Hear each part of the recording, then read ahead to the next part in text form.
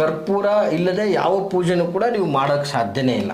ನಾವು ಅತಿಯಾಗಿ ಕರ್ಪೂರ ಉರಿಸುವುದರಿಂದ ಬ್ಯಾಕ್ಟೀರಿಯಾಗಳು ನಾಶ ಆಗ್ತದೆ, ಫಂಗಸ್ಗಳು ನಾಶ ಆಗ್ತದೆ, ವೈರಸ್ಗಳ ವಿರುದ್ಧ ಹೋರಾಡ್ತದೆ ಇದು. ಜೊತೆಗೆ ವಿಶೇಷವಾಗಿ ಆ್ಯಂಟಿಸೆಪ್ಟಿಕ್ ಗುಣವನ್ನು ಹೊಂದಿರತಕ್ಕಂತಹ ವಸ್ತು ಅಂತ ಹೇಳಿದ್ರೆ ತಪ್ಪಾಗಲಿಕ್ಕಿಲ್ಲ. ವೈಜ್ಞಾನಿಕವಾಗಿ ಸುಮ್ಮನೆ ಪದೇ ಪದೇ ಮನೆಯಿಂದ ದುಡ್ಡು ಹೋಗ್ತಾನೆ ಇರುತ್ತೆ, ದುಡ್ಡೇ ನಿಲ್ತಾ ಇರಲ್ಲ, ಸಂಕಷ್ಟಗಳು ಎದುರಾಗ್ತಾ ಇರುತ್ತೆ. ಇಂತಹ ಸಂದರ್ಭಗಳಲ್ಲಿ ನೋಡಿ, ಈ ಕರ್ಪೂರ ಅದಕ್ಕೆ ಬಹಳ ಸಪೋರ್ಟ್ ಮಾಡ್ತದೆ. ನಮಸ್ತೆ ವೀಕ್ಷಕರೇ, ನಾನು ನಿಮ್ಮ ಮೈಸೂರಿನ ಶ್ರೀನಿವಾಸನ್. ವೀಕ್ಷಕರೇ, ಸಾಮಾನ್ಯವಾಗಿ ಇವತ್ತೊಂದು ದಿನ ನಾವು ದಿನನಿತ್ಯ ಉಪಯೋಗಿಸುವಂತಹ ಪೂಜಾ ಸಾಮಗ್ರಿಗಳಲ್ಲಿ ಒಂದಾದಂತಹ ಒಂದು ಅಮೂಲ್ಯವಾದಂತಹ ವಸ್ತು. ಈ ಒಂದು ವಸ್ತುವಿನಿಂದ ಸಾಮಾನ್ಯವಾಗಿ ನಮ್ಮ ವೈಯಕ್ತಿಕ ಬದುಕಲ್ಲಿ ಆಗ್ತಕ್ಕಂತಹ ನಾನಾ ಸಮಸ್ಯೆಗಳಿಗೆ ಪರಿಹಾರಗಳನ್ನು ಕಂಡುಕೋಬಹುದು. ಸತ್ಯವಾಗಿಯೂ ಕೂಡ ಕಂಡುಕೊಳ್ಳೋದಕ್ಕೆ ಸಾಧ್ಯ ಇದೆ. ಆದರೆ ಇವೆಲ್ಲವೂ ಕೂಡ ತಂತ್ರಶಾಸ್ತ್ರದಲ್ಲಿರುವಂಥದ್ದು, ವಿಶೇಷವಾದಂತಹ ತಂತ್ರ. ನೋಡಿ, ಯಾವುದಪ್ಪ ಅದು ವಸ್ತು ಅಂತಂದರೆ ಸಾಮಾನ್ಯವಾಗಿ ಕರ್ಪೂರ. ನಿಮಗೆಲ್ಲ ಗೊತ್ತಿರತಕ್ಕಂಥದ್ದೇ, ಪ್ರತಿಯೊಂದು ಮನೆಗಳಲ್ಲೂ ಇರುತ್ತೆ. ಕರ್ಪೂರ ಇಲ್ಲದೆ ಯಾವ ಪೂಜೆನೂ ಕೂಡ ನೀವು ಮಾಡೋಕ್ಕೆ ಸಾಧ್ಯನೇ ಇಲ್ಲ. ಅರ್ಥ ಆಯ್ತಾ? ಸೊ ಅಂತಹ ಒಂದು ಕರ್ಪೂರ, ಈ ಕರ್ಪೂರದಿಂದ ಇವತ್ತು ಮನುಷ್ಯನ ಜೀವನದಲ್ಲಿ ಆಗ್ತಕ್ಕಂತಹ ನಾನಾ ಥರದ ಸಮಸ್ಯೆಗಳಿಗೆ ಪರಿಹಾರಗಳನ್ನು ಕಂಡುಕೋಬಹುದು. ನೋಡಿ, ಮೊದಲನೇದಾಗಿ ಕರ್ಪೂರದ ಒಂದು ಮಹತ್ವ ನಿಮಗೆ ತಿಳಿಸ್ಬಿಡ್ತೀನಿ.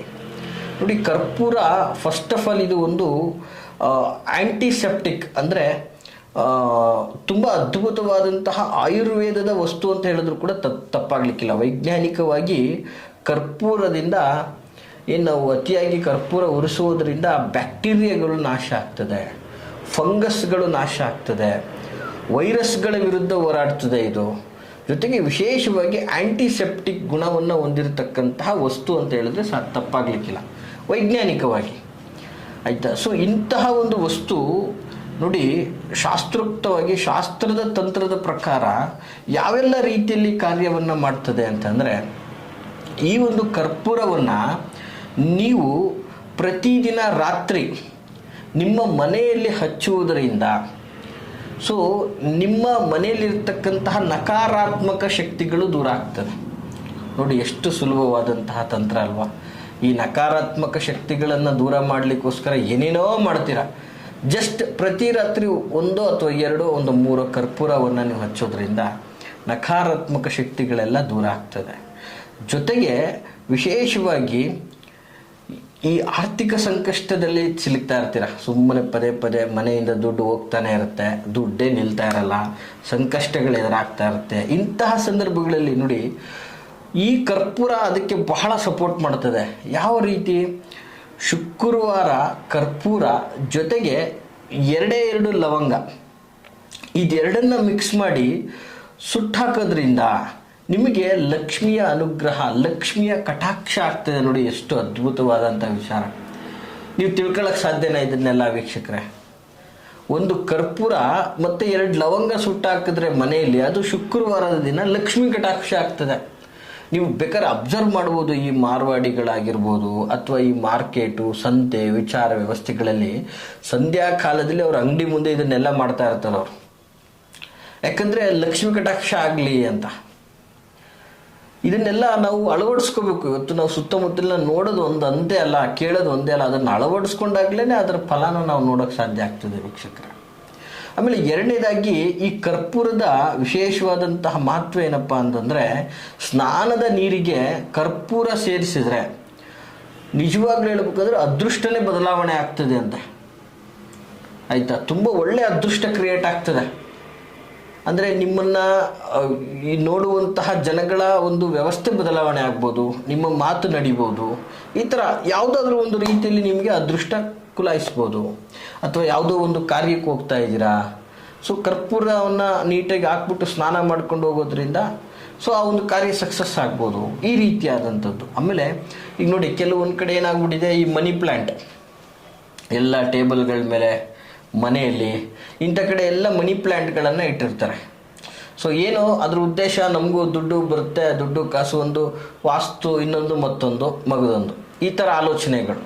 ಸೊ ಅದರ ಬಳಿ ಕರ್ಪೂರ ಇರಿಸೋದ್ರಿಂದ, ಬರೀ ಮನಿ ಪ್ಲ್ಯಾಂಟ್ ಒಂದೇ ಅಲ್ಲ, ಅದರ ಜೊತೆಗೆ ಕರ್ಪೂರವನ್ನು ಇರಿಸೋದ್ರಿಂದ ಇದು ನಿಮಗೆ ಹಣದ ಮೂಲಗಳನ್ನು ತೋರಿಸುತ್ತೆ. ಅಂದರೆ ಇವತ್ತು ಏನು ಮಾಡಬೇಕಪ್ಪ ಅಂತ ಕೂತ್ಕೊಂಡ್ಬಿಟ್ಟಿರ್ತೀರ, ಏನು ಕೆಲಸ ಮಾಡಬೇಕು ಅಂತ ಗೊತ್ತಾಗ್ತಾ ಇರಲ್ಲ. ಈ ಥರದ ತಂತ್ರಗಳನ್ನು ಮಾಡೋದ್ರಿಂದ ನಿಮಗೆ ಆದಾಯದ ಮೂಲಗಳು ಗೊತ್ತಾಗೋ ಥರ ಇಂಟ್ಯೂಷನ್ಸ್ಗಳು ಸಿಗುತ್ತೆ.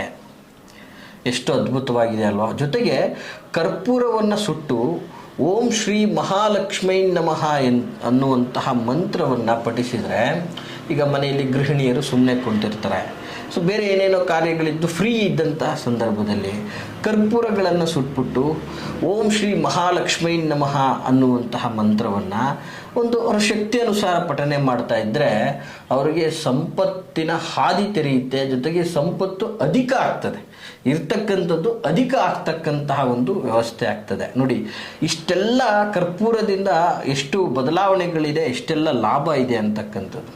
ಹಾಗೆ ಜೊತೆಗೆ ಕರ್ಪೂರವನ್ನು ಶನಿವಾರದ ದಿನದಂದು ಆರತಿ ಮಾಡಿದರೆ, ಶನಿವಾರದ ದಿನ ಕರ್ಪೂರದ ಆರತಿ ನಿಮ್ಮ ಮನೆ ದೇವರುಗಳಿಗೆ ಅಥವಾ ನೀವು ಪೂಜೆ ಮಾಡುವಂಥ ಸ್ಥಳದಲ್ಲಿ ಕರ್ಪೂರದ ಆರತಿ ಶನಿವಾರವನ್ನು ಮಾಡೋದರಿಂದ ನಿಮ್ಮಲ್ಲಿ ಏನಾದರೂ ಈ ಶನಿ, ರಾಹು ಅಥವಾ ಕೇತು ಈ ಥರದ ಗ್ರಹಗಳ ಬಾಧೆ ಇದ್ದರೆ, ಈ ಥರ ಈಗ ಸಪೋಸ್ ಶನಿ ಶಾಂತಿ, ರಾಹು ಶಾಂತಿ ಅಥವಾ ಕೇತು ಶಾಂತಿ ಈ ಥರದ್ದೇನೋ ಹೋಮ ಅವನ ಏನೋ ಮಾಡ್ಕೋಬೇಕು ಅಂತ ಹೇಳಿರ್ತಾರೆ, ಅದಕ್ಕೆ ಸಾಕಷ್ಟು ಮೊತ್ತ ಇರೋದಿಲ್ಲ, ಏನಪ್ಪ ಇವ್ರುಗಳ ಅನುಗ್ರಹ ನಮಗೆ ಸಿಗಬೇಕು, ಕಮ್ಮಿ ಆಗಬೇಕು ಅಂದರೆ ಶನಿವಾರದಂದು ಈ ಕರ್ಪೂರದ ಆರತಿಯನ್ನು ಮಾಡೋದ್ರಿಂದ ಈ ಗ್ರಹಗಳ ಶಾಂತರಾಗಿ ಇದರ ಶುಭ ಫಲಗಳು ನಿಮಗೆ ಸಿಗುತ್ತೆ.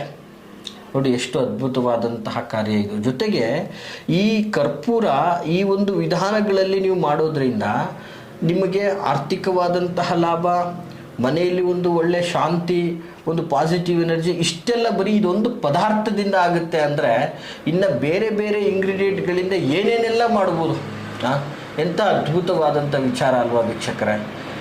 ಹಾಗೆಯೇ ವೀಕ್ಷಕರೇ, ಈ ಕರ್ಪೂರದ ಒಂದು ತಂತ್ರಗಳು, ಈ ಕರ್ಪೂರದ ಪರಿಹಾರಗಳು, ಕರ್ಪೂರದಿಂದ ನಿಮಗೆ ಆಗಬೇಕಾಗಿರುವಂತಹ ಒಂದು ಲಾಭಗಳು ಇವೆಲ್ಲವೂ ನಿಮಗೆ ತುಂಬ ಇಷ್ಟ ಆಗಿದೆ ಅಂತ ನಾನು ಭಾವಿಸ್ತೀನಿ.